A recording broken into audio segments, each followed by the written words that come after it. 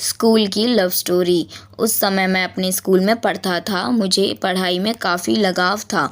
वैसे तो मैं पढ़ने में उतना तेज़ नहीं था, लेकिन मुझे और भी पढ़ना था और पढ़ाई में तेज़ होना था।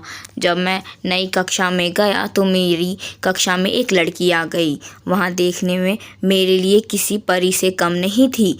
उसको देखते ही मेरा मन तेज़ी से कांपने लगता था। अब मुझे ज़्यादा पढ़ाई भी करना था, लेकिन वह लड़की पढ़ने में काफ़ी तेज़ थी।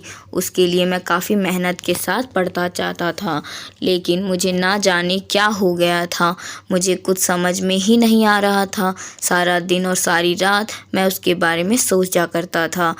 उसके बारे में सोचकर मुझे अच्छा भी लगता था, लेकिन जब मैं पढ़ाई के बारे में सोचता था तो मुझे बहुत ज़्यादा गुस्सा आता था।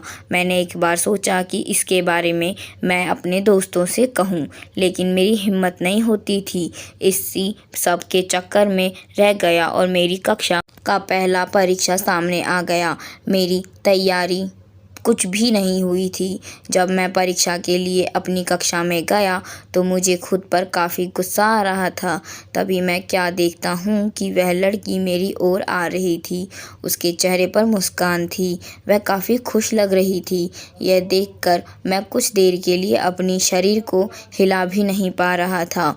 उसको मुस्कुराता देखकर मैंने भी मुस्कुरा दिया। तब तक वह मेरे पास आकर बोली, कैसे हो? तुम तो अपनी कक्षा के टॉपर हो। हर टीचर तुम्हारी तारीफ़ करते हैं। मैं बहुत दिन से तुमसे मिलना चाहती थी, लेकिन नहीं मिल पा रही थी। परीक्षा का तैयारी करना था। तुम तो परीक्षा के लिए तैयार ही होगे। मैंने धीरे से कहा, हाँ हाँ, मैं परीक्षा के लिए तैयार हूँ। इस पर उस लड़की ने कहा, बहुत ही अच्छा। इसके बाद वह आगे अपनी सहेली के पास चली गई। मैं बस देखता रह गया। अब परीक्षा के लिए प्रश्न पत्र मिला। मुझे उस प्रश्न पत्र में कुछ भी समझ में नहीं आ रहा था। बस मैं उस लड़की के बारे में सोच रहा था। इसी तरह से परीक्षा का आधा समय बीत गया। तभी मुझे एक आवाज़ सुनने को मिला। वह आवाज़ मेरे पीछे से आ रहा था।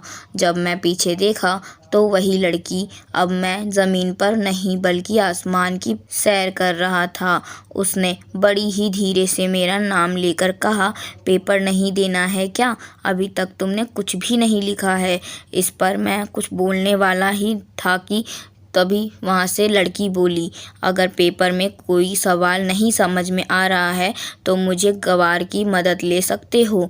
इसके बाद मैंने उसे अपने प्रश्न पत्र को हल करना शुरू कर दिया।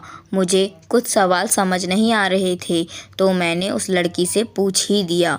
उसने बड़ी ही समझदारी के साथ उन सवालों का हल बताया, जिससे किसी दूसरे को शक भी ना हो।